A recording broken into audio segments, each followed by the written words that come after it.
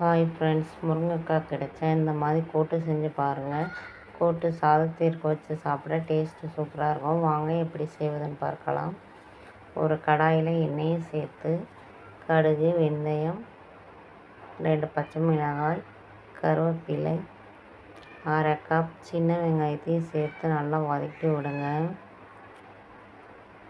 அது கூடவே 2 பழுத்த தக்காளியும் சேர்த்து நல்லா வதக்கி விட்டுக்கோங்க.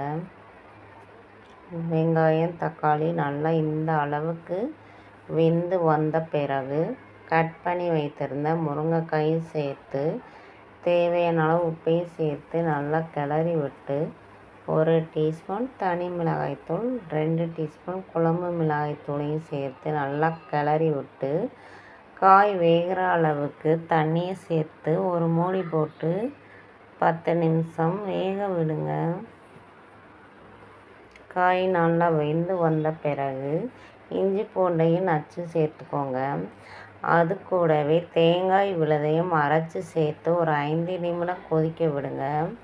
5 நிமிடம் கொதித்த பிறகு மல்லித்தழை தூவி இறக்கினால் முருங்கைக்காய் கூட்டு ரெடி. இந்த கூட்டு சாதத்திற்கு வச்சு சாப்பிட டேஸ்ட்டு சூப்பராக இருக்கும். நீங்களும் கண்டிப்பாக ட்ரை பண்ணி பாருங்கள்.